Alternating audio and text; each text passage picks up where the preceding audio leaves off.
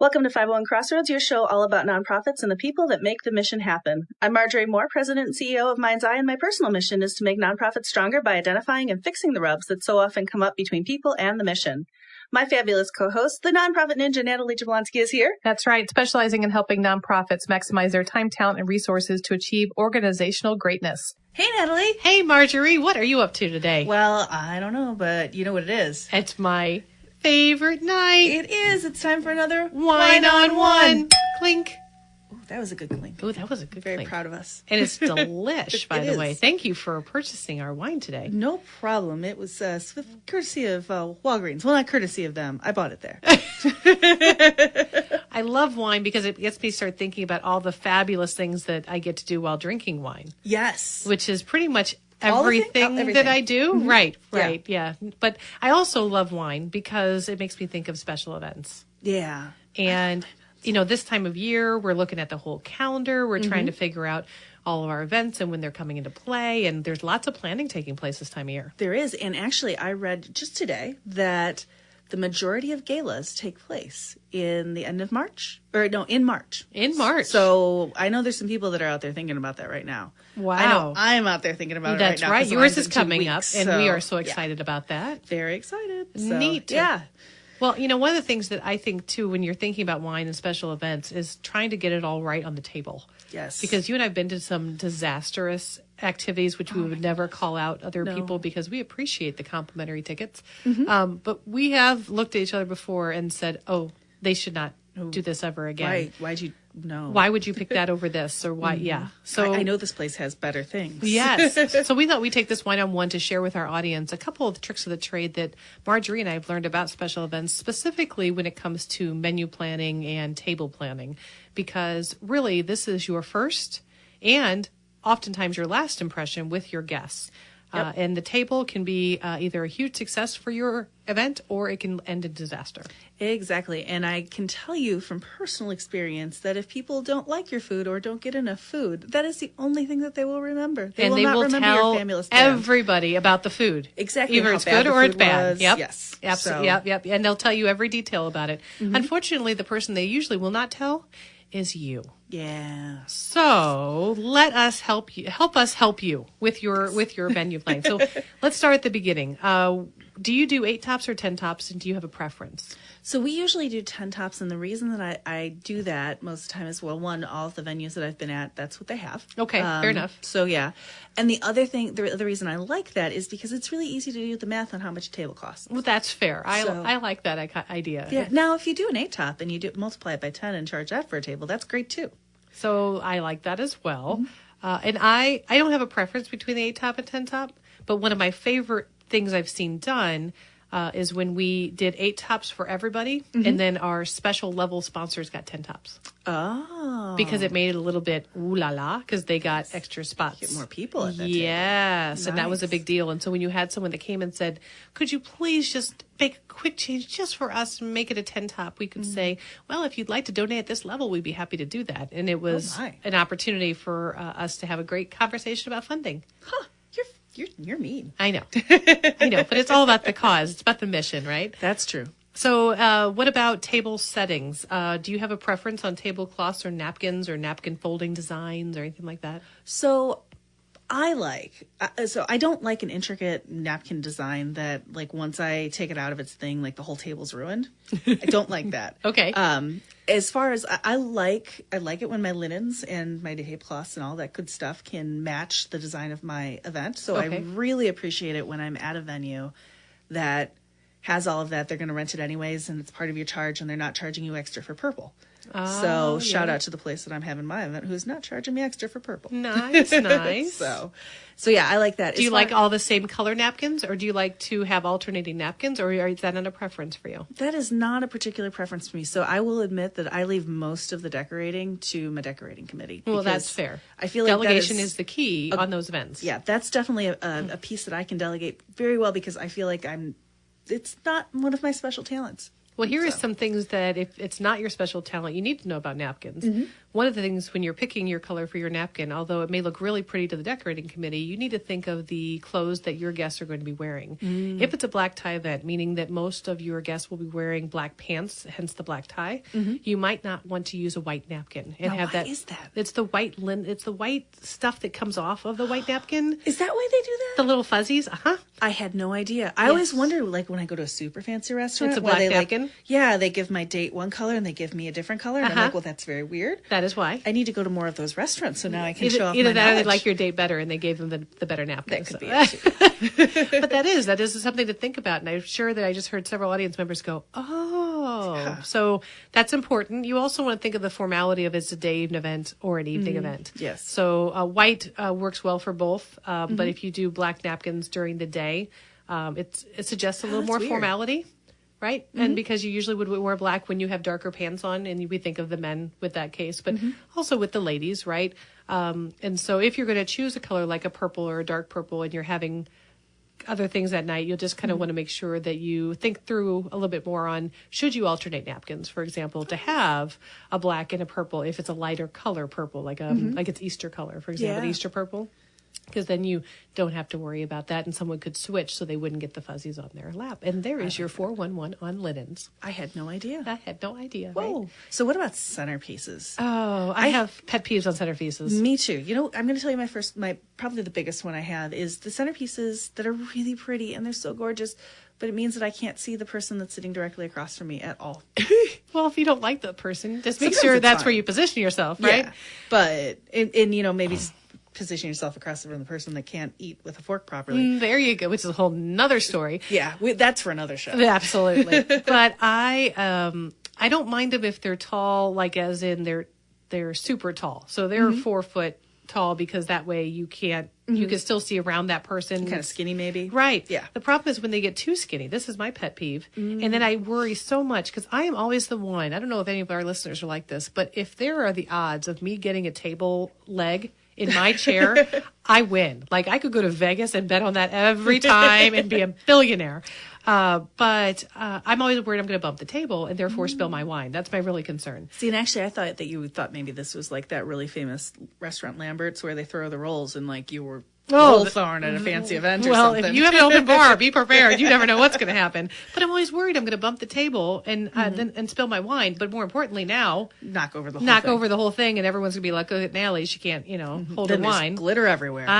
Don't talk to me about glitter. So that bothers me. It also bothers me when people use candles that they know are not going to last through the whole event. Oh. So they're too small. So we know votives last 1 to 2 hours. We know, or tea lights last 1 to 2 hours. Votives last 3 to 6 hours, depending on the quality of the votive. Like Really? And for those of you who are missing this, Marjorie is giving me a look of bewilderment right now. I'm going to give you a candle lesson off the air. Let me tell you. I mean, I knew that like obviously they burn at different rates and things like that, but like It's based I didn't on know there were numbers attached. Yes, it's based on how thick it is, both in diameter as well as height.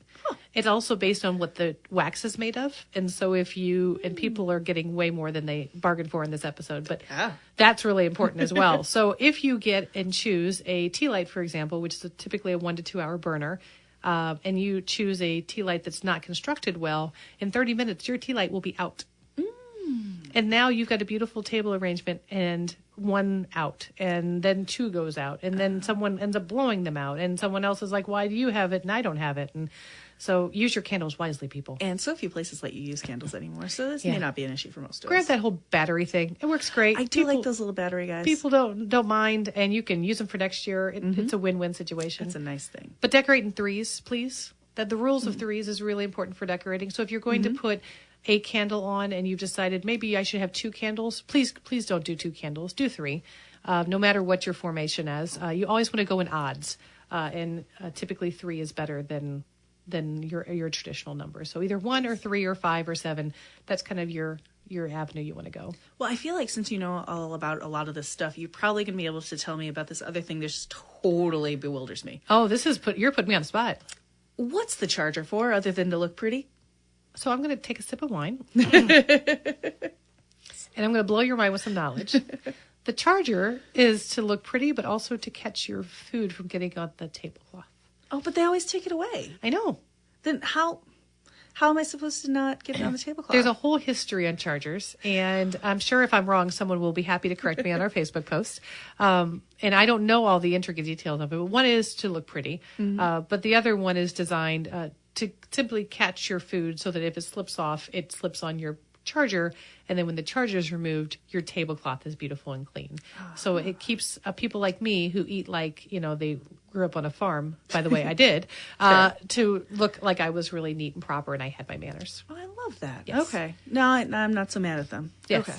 And chargers are great. And you can use chargers all sorts of ways too. Again, going back to that cool sponsorship thing, you could only put chargers if you want on the sponsored tables, make those a little more special. You can use different colored chargers on the sponsors table, gold, silver, that sort of thing, to insinuate that. And it will visually stand out to people. And same with the centerpieces. I've seen elevated centerpieces or specialty centerpieces on the sponsored table. So there's all sorts of creative things you can do to make those people stand out, and just with the littlest detail, and it doesn't cost you any more money. I love it. So can we talk about the thing that I actually care about? The food? Yeah, the food. Okay. Can we talk about the food? We can totally talk about the food. So let's start with the first off, do you like appetizers passed? Do you like them set down, or do you think appetizers are a waste of financial resources and people just want to drink? No, I think you should always have if you have food, if you have drinks, you need to have food. Like that is a hard and fast rule of mine, because vomiting guests are not happy guests. No, they are not. Although they can be very entertaining at midnight. Yes, there is. But yeah, I think that. So I like appetizers going both ways. I think that if you're going to be doing like a heavy hors d'oeuvre where you're kind of expecting this to be somebody's kind of almost meal, but you're not paying for an almost meal, then I think that setting it out's the way to go. Stations. I think if you're going to serve a full meal later, I think pass is the way to go, because then people aren't just like grazing. Yeah, eating all the food and then they're full and all that, and you've paid for like double the food. So and appetizers are designed to make you more hungry, right? Yes. That's the whole point. But appetizers are also meant to whet your appetizer, which means my big pet peeve on appetizers is they have to be able to be eaten in one or maximum of 2 bites. There is nothing more embarrassing than taking a bite of something and having it dribble down, or trying to figure out, do I need a fork now to eat this? Or now my fingers are dirty because they gave me a chicken wing and I have on a sequined dress. And exactly. You can't wipe on that. Well, I mean, I can, but it is not recommended. The dry cleaners gets very upset with me. So that's a big piece when you're picking out those appetizer selections. Are they sitting or are they standing? And if so, making sure that you've got portion control accordingly. It's just a horror story of mine. My event is always a Mardi Gras event, and so we have a lot of New Orleans themed Creole food. And what do they say? I write that down every year. It's let the good times roll. Oh yeah, that word. Yeah, yes. Someone will get us on Facebook for that one too. So every year we have that event. So our appetizers are often themed that way. Yeah. I can't tell you how many times I've been offered a muffaletta sandwich that is maybe slightly bigger than my fist. And I'm just chomping down on it. Now I love them. They're delicious. Right. But oh my goodness, like it makes a mess and it makes me full. Right. So we had baby ones a couple of years ago and they were like bite-sized and delicious, but people said they weren't muffalettas, which is fair. That's fair. But yeah, so you've got to really think about your appetizers beforehand and what you're going to do. And things like sauces and things like powdered sugar and things that will spread or easily based on movement and such. You need to think about those in your guests with regards to that. They may look really pretty, but if you're passing them, they can have a very different effect than having in a station. Speaking of which, you mentioned having them in a place somewhere. Yes. I get lots of requests from clients of asking of how do we keep people moving around during that time? If you put the food and drink in one location, that is where people will congregate. And if you don't believe me, go back to our show on networking, and Marjorie will tell you all about her love for cheese at networking events. So love cheese. Spread these talk about cheese. This is not a cheese episode, but we spread out your appetizers in smaller tables throughout the area, and it forces people to go from one spot to another, and don't do the same appetizer on each table. Some people think, well, let's put a little bit everywhere. Now you're just congregating people in groups and cliques. Well, that's the good appetizers, and right. Right. So you got to balance that. So 1 to 2 appetizers per station is what usually I recommend. One that is a lighter, fiscally responsible option, and then one that is a little heavier on the checkbook. At each one will allow you to not have everyone ignore the cheese because the shrimp is there. Yes. And so they'll pick back and forth. Yeah. Now I will say, if you do like you've got kind of go off and get a plate for all your appetizers, and you've got your glass of wine and you've got your plate, and I don't have many guests that have 3 hands, Really? No. So put out some cocktail tables. Yes, Like, or just do that. or volunteers to feed them, whichever. Yeah, it's easier to get cocktail tables. So just do that. It makes it agree. a lot easier. I agree. Because there's nothing I hate more than like awkwardly trying to like hold my wine and my plate in the same hand. I'm demonstrating for all of you that it are not. And here. you're doing a great job, So, but don't spill that. Yeah, and I'm always afraid I'm going to spill my wine and make a fool out of myself, which I Yeah. do. So So let me ask you about dinner salads, because I'm very, very picky on my dinner salad. Ugh, I'm just not a big dinner salad fan, but like apparently we have to have them. I So know. sure. It is the way we kick off the dinner, right? So are you a preset or serve salad preference? This is one of those areas in which I don't care. Really? Marjorie, Yeah. you must care. And let me tell you why. I'm going to start caring. You must care, and so must our audience members. So this is what you need to understand.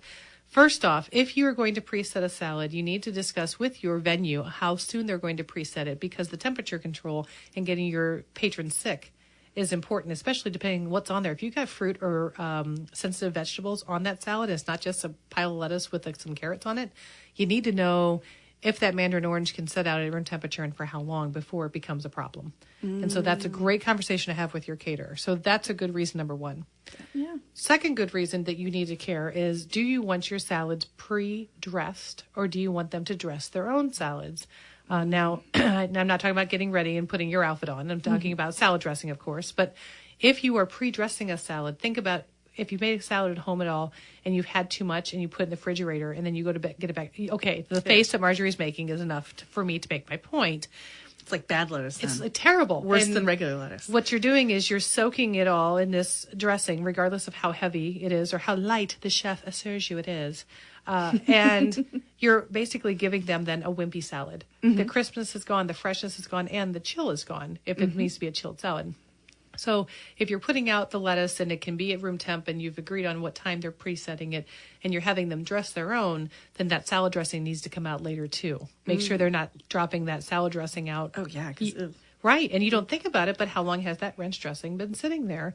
And now you've got people lined up for the bathroom, and not because they're having a great time and had a lot of cocktails. They're sick because you've made them sick. yeah. And honestly, I don't like it when people dress their own salads because for some reason, and this happens especially at the 10 Tops, there's usually one ranch and one Italian, and they're on opposite ends of the table. And it's just really always awkward. And I've been at events where somebody's taken like way more than their fair share of the ranch. There's always a ranch hog somewhere. Yes. Yeah, and it's like you were Shout one out to person, my daughter. and She's it's the all ranch gone. hog. Yep. So I had to have So Italian dressing. I get the table with the leg, and you always I get the ranch hog. ranch hog. Got So and I'll eat Italian dressing. I mean, Yeehaw. but I'm a Midwesterner. I like the ranch. Right, So, so yeah. Now on to the important part we all care about. What's that? The main course. Yes. So you can go a couple different ways. Yes. You can go seated dinner where the plates are put in front of you, or you can do buffet. Yes. Do you have a preference? I have a preference based on the style of the dress code.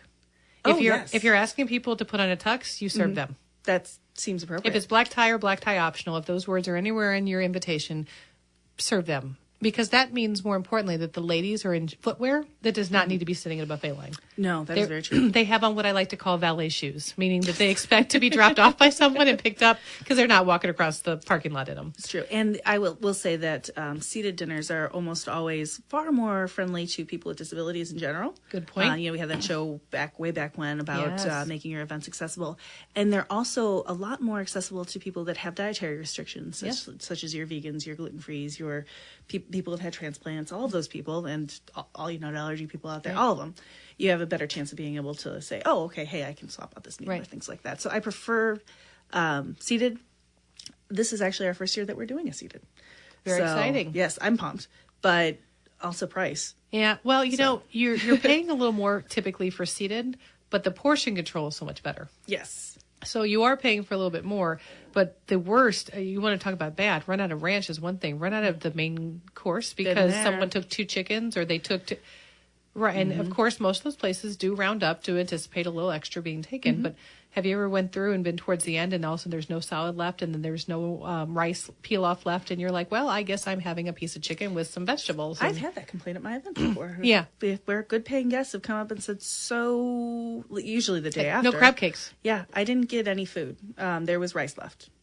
what do you mean there was rice left? That's not acceptable. Right. And of course, as soon as they went through, they came through where they replenished, and it was nice and full for nobody going through. Right. So yeah, those are things to watch. So you have to be able to manage your buffet if you're going to do a buffet. Yeah. Buffets are great. You just have to know your audience, know that they have it's the right occasion for it, that you have the right layout for it as well. Yes. Because you need to make sure you have the space for it. It's accessible for people to be able to go in and out, even those who do not have mobility problems. You want to make sure that it's accessible for people to move around. If you're trying to put 400 people in a room that the fire code is for 410, and then you want to put a buffet somewhere, just No. you have to. It's not comfortable. You've got someone's booty who's rubbing up against your shoulder as they're trying to get through, and and then I just had to say booty on the air. So there you go. Well, we're not FCC regulated, so it's okay. Perfect. So the other thing I think you really have to think about is colors and textures and things like This that. is a big deal for you. Yeah, You talked about this multiple hate times. A brown plate, just a plate of brown food on brown food on brown food, which So is meatloaf with gravy and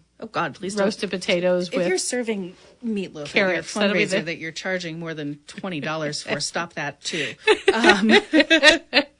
So, but yeah, I mean, you really got to watch that. Like if you have like a meat, really any meat, it's gonna be a brown color or a beige color, and then if you're serving a rice, make sure you're dashing things up with color. Like you're getting some. This is where your vegetables are good for this. So, and there's so many different kinds of vegetables now. I'm having purple cauliflower at my event. What? Yes, I know, it's crazy. I'm so excited. Yeah, it's gonna be tasty. But that's the thing, is you've got to constantly be looking at those things and thinking about that, because you want your menu to be visually appealing too, because people are just kind of looking at it going, Yeah. what looks good? Right. And people eat with their eyes. They really do. And if you don't believe me, ask anybody in the fast food or major food industry who pays a lot of money to have beautiful photos taken of their food and put on menus and appetizer plates, and yes. And then you get the thing that you get. Yeah, that's right. And that's what you pick from. There's strategy behind that. A lot of restaurants will pick the items that are cheaper to make and make the photos of those, put those on their menus, because you'll eat with your eyes. You'll see that. You'll say, that's what I want. That's what you'll pick. And it's one of the most least expensive items for them to make. Swindlers. Tricks of the inside trading industry, right? So let us talk about my favorite part, beyond the wine. Yes, because it goes well with wine. That dessert. Oh, I love the dessert. I'm just thinking about it right now with this wine. That would be so delish. About 16 options, but So chocolate. Unless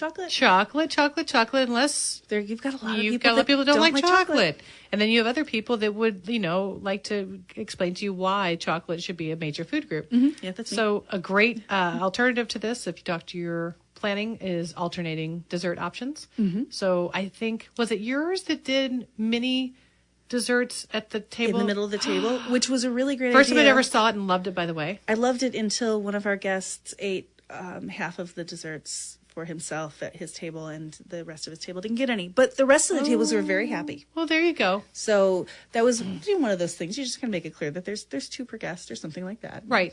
If you feel like you need to do that, feel free to put a little table tent next to it. Although or I something. think we pre-placed those even, so they went out when the salads went out, and they were sitting there the whole dinner. So I mean, I shouldn't expect anybody to have a cake pile sitting in front of them and not eat it. No, right. Well, especially That was on me.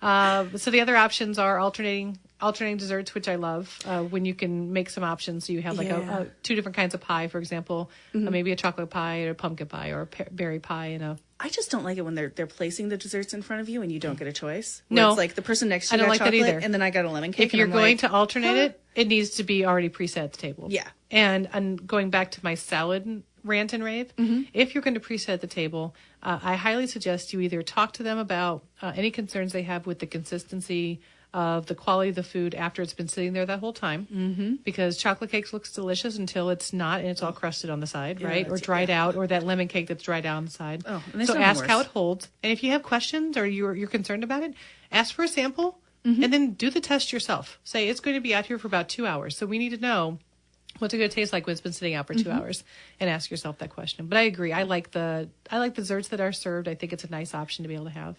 Yeah. And I like to do something special. I always like a wow effect. We like to ask for money shortly after the desserts are served. You want them happy? I want them happy and saying, this is the best dessert ever. And oh, by the way, I'm happy. So therefore, my pocketbook is much more open than I thought it was going to be, right? I have figured out the best way to do this. Yes. We are doing 3 mini desserts on 1 plate. Oh, Yes. I'm very excited. we still have tickets available for that event. Yeah, by the way, Anyone's I'm interested? really selling it, but... So one thing that we didn't talk about Yes. when we were talking about the main dish was protein. Yes. And I feel like there is a dollar amount at which cheaper proteins are okay. And then there is a dollar amount at which you are not allowed to serve chicken or like meh, like kind of Agreed. thin, icky fish. Agreed. And then Icky after fish. that... Wait. You don't like fish? No, I like fish. Oh, cheap I mean, fish. like tilapia sorts of fish. okay. Like, which is fine. I like tilapia. Like, Unless you're going to do a tilapia, like a surf and turf. yeah, it's fine with my meat. Then It's you get a cool. double meat, like Yeah. double protein. That's cool. But I feel like there's a price point, and I think it varies by region. That you got to serve beef after that point. Mm-hmm. So just do that. No, And your not price meatloaf. point. We're not talking about No. meatloaf. We're not talking about chopsteak with gravy. Yeah. We're talking about a Actual hunk sirloin, of a strip, a something, right? Yep. Yeah. Yeah. And pork. Be careful with pork because really easy to mess up pork. It is. And it's easy to try out pork, too. And you never want this. I had a feedback once from a physician that attended an event that I was hosting. And I said, how did you like the dinner? I went around and asked. And he said, well, I kind of feel like it was chicken strips from McDonald's and they had some fancy sauce on it. Ooh. And I realized that the chicken we had picked, which was a chicken piccata, kind of play on chicken piccata, was a great concept when we knew we could do the piccata with the capers and the lemon sauce. It was all good. But the chicken that we picked was more like 3 small chicken strip pieces as opposed to a chicken breast. So it looked more, although it was not processed chicken, the way that we plated it looked more like it could have been, and that was his opinion on it. Oh, that's fair. No, I personally don't eat chicken unless I absolutely have to. So I'm a weirdo. Good to know. Do you do liquid chicken? Yes. Okay. Yeah. So those are okay, but just not chicken. Yeah, just not Gotcha. I'm a weirdo. So, and I'll admit it. So yeah. So But we love you just the way you are. Make your dinner beautiful. Yes. Make your plate beautiful. Set your table and for the event, right? Yes. And most importantly, don't forget the wine. Oh my goodness. Yes. Open bars, please, everybody. Thank you. Thank you very much. And enjoy your wine. Thank you. And cheers. Cheers. And thank you to all of you for joining us on 501 Crossroads. 501 Crossroads is recorded at the studios of Mind's Eye Radio and is produced and hosted by me, Marjorie Moore. And me, Natalie Jablonski. Mike Curtis is our sound engineer. Please go to iTunes or Stitcher or your favorite app and subscribe and leave us some feedback so others can find us. You can find us on Facebook at 501 Crossroads. Thank you for listening, and remember, we're all working towards the same outcomes.